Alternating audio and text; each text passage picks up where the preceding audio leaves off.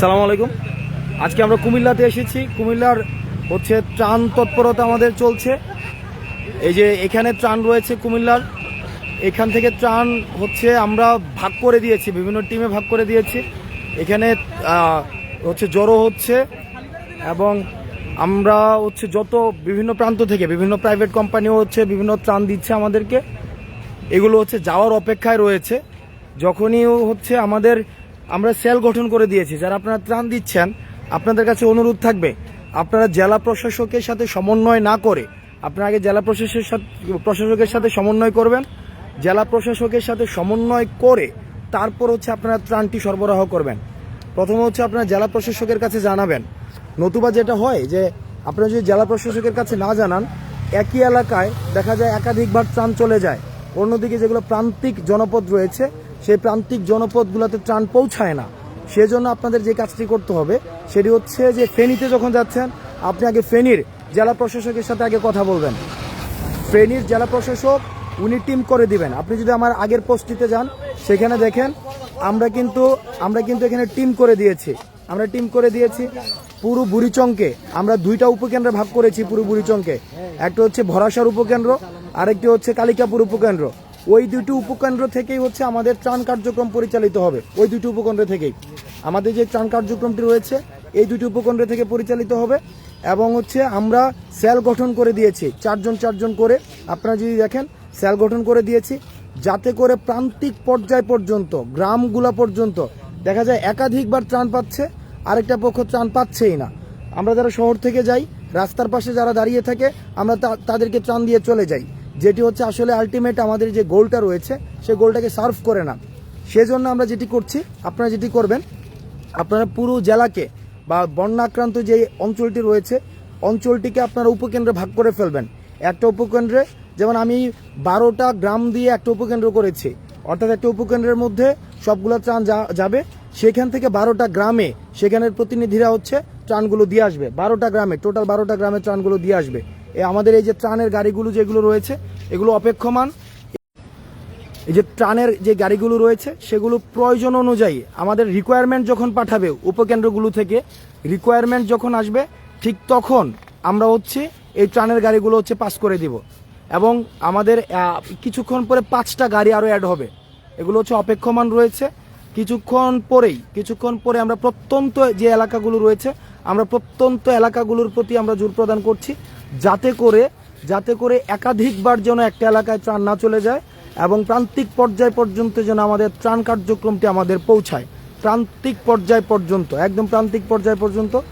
তো আমাদের কুমিল্লা কেন্দ্রিক, বুড়িচং কেন্দ্রিক যে ত্রাণ সরবরাহটি কার্যক্রমটি পরিচালিত হচ্ছে, সেটি হচ্ছে আমাদের জেলা যে পুলিশ, যেটাকে বলে হয় পুলিশ লাইনে এসে হচ্ছে ত্রাণের গাড়িগুলো সেখানে থাকে এবং আমাদের রিকোয়ারমেন্ট অনুযায়ী সেখান থেকে হচ্ছে আমরা ত্রাণগুলো উপকেন্দ্র সরবরাহ করি।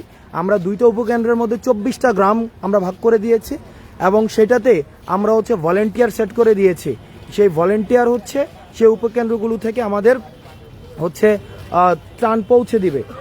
আপনারা আপনাদের জায়গা থেকে ত্রাণ সংগ্রহটা না যতটা গুরুত্বপূর্ণ, সেটাকে প্রপারলি ডিস্ট্রিবিউট করাটা তার চেয়ে বেশি গুরুত্বপূর্ণ।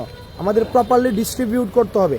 আমি যদি প্রপারলি ডিস্ট্রিবিউট করতে না পারি, তাহলে ত্রাণের যে মূল উদ্দেশ্যটি ছিল সেই উদ্দেশ্যটি কিন্তু হচ্ছে আমাদের সফল হবে না।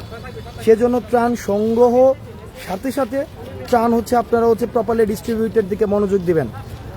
আর আরেকটি বিষয় হচ্ছে যে এই আমাদের দুর্যোগকালীন যে সময়টি, এই সময়টিকে কাজে লাগিয়ে আমরা দেখতে পাচ্ছি যে বাজারে এক ধরনের অস্থিতিশীলতা তৈরি হচ্ছে। যে দ্রব্যমূল্যের দাম বেড়ে যাচ্ছে, যারা বাজারে রয়েছে আমরা তাদের কাছে আমরা আহ্বান জানাচ্ছি, আপনারা এই সুযোগটিকে কাজে লাগিয়ে আপনারা কোনো ধরনের দ্রব্যমূল্যর সিন্ডিকেট আপনারা করবেন না। যদি করে থাকেন সেক্ষেত্রে আমাদের প্রয়োজনীয় ব্যবস্থা নিব এবং ইতিমধ্যে জেলা প্রশাসক বা পুলিশ সুপারদের সাথে আমাদের মিটিংয়ে ওনারা আমাদেরকে আশ্বস্ত করেছেন তাদের লাইসেন্স বাতিল করে দেওয়া হবে। যারা কোনো ধরনের এই ধরনের কার্যক্রমে যুক্ত হবেন তাদের লাইসেন্স বাতিল করে দেওয়া হবে, লাইসেন্স। সুতরাং আপনারা অপ্রয়োজনীয় কোনো ধরনের আপনারা ত্রাণ সরবরাহ করবেন না। আমাকে এখানে একটা লিস্ট আছে, ওই লিস্টটা দেখি। এই যে আমি লিস্টটা যেটা করলাম, আমরা লিস্ট করছিলাম না, ওই লিস্টটা দাও একটু। আচ্ছা, বুড়িচং শঙ্কুচাইল গ্রাম, হ্যাঁ ওখানেও পৌঁছে যাবে কারণ আমাদের যে সাব সাব যে কমিটি করেছি, উপকেন্দ্রগুলো যেগুলো করেছি এখান থেকে চলে যাবে। আর ত্রাণের আরেকটি বিষয় সেটা হচ্ছে যে আপনারা একটা গাড়ির সাথে 15-20 জন যাচ্ছেন, এই 15-20 জন গিয়ে যাওয়ার কোনো প্রয়োজন নাই। একটা গাড়ির সাথে আপনারা 15-20 জন যাওয়ার কোনো প্রয়োজনই আমি দেখি না। একটা গাড়ির সাথে আপনারা কেন 15-20 জন যাবে, কোনো প্রয়োজন নাই ভাই একটা গাড়ির সাথে 15-20 জন যাওয়ার। আমি জাস্ট একটা জিনিস দেখাচ্ছি আপনাদের। এই যে আপনারা যদি আমার কাগজটি দেখেন, এখানে স্পষ্ট দেওয়া আছে কি দেখেন, বুড়িচং জোন ত্রাণ মজুদের স্থান, অর্থাৎ এখানে আসে বুড়িচংয়ের জন্য যারা ত্রাণ পাঠাবে, যারাই ত্রাণ পাঠাক না কেন এই জায়গায় এসে তারা হচ্ছে আমাদের ত্রাণটি দিবে, ত্রাণ মজুদের স্থান। এবং সেখানে আমরা 9 জন ভলেন্টিয়ার সেট করে দিয়েছি, 9 জন ভলেন্টিয়ার। দেখো আপনারা দেখেন যে 9 জন ভলেন্টিয়ার সেট করে দিয়েছি, তারা হচ্ছে আমাদের এই ত্রাণগুলোকে সংগ্রহ করবে, তারা আমাদের ত্রাণগুলোকে সংগ্রহ করবে। এটা শুধু বুড়িচং জোনের জন্য এই ত্রাণগুলিকে যখন সংগ্রহ করবে, এর পরবর্তীতে আমরা যেটা করেছি সেটা হচ্ছে ত্রাণ বিতরণের উপকেন্দ্র। অর্থাৎ আমরা বুড়িচংকে আবার 2টা ভাগে ভাগ করেছি। একটা হচ্ছে উপকেন্দ্র 1 ভরাসার, আরেকটা উপকেন্দ্র হচ্ছে কালিকাপুর। ভরাসার আমরা যে কাজটি করেছি, সেখানের কিছু গ্রাম রয়েছে, বুরবুরিয়া, এশাপুর, খড়িপুর, মহিষমারা, ইছামারা, রাজাপুর, বাক্সিমূল। সেখানে আমাদের 5 জন পরিচিত থাকবে, 5 জন স্বেচ্ছাসেবক থাকবে। এই 5 জন স্বেচ্ছাসেবক আমাদেরকে রিকোয়ারমেন্টস দিবে। যখনই রিকোয়ারমেন্টস দিবে তখনই আমাদের এই যে আমাদের যারা ভলেন্টিয়ার রয়েছে, আমাদের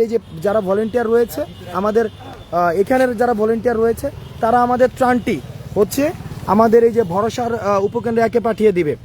আবার ত্রাণ কার্যক্রমের উপকেন্দ্র 2-এ আমাদের হচ্ছে আবার 4 জন প্রতিনিধি রয়েছে।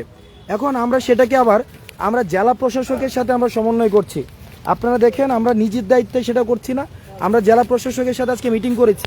জেলা প্রশাসকের সাথে মিটিং করে জেলা প্রশাসকের দায়িত্বে যারা রয়েছে, যেমন রয়েছে আমাদের যদি দেখি পুলিশ সুপার থেকে শুরু করে জেলা প্রশাসক, পুলিশ সুপার, জেলা প্রশাসক, ইউনো, সিভিল সার্জন, জেলা প্রাণী সম্পদ কর্মকর্তা, জেলা প্রশাসক, সহকারী পরিচালক, সবার সাথে আমাদের কথা হয়েছে।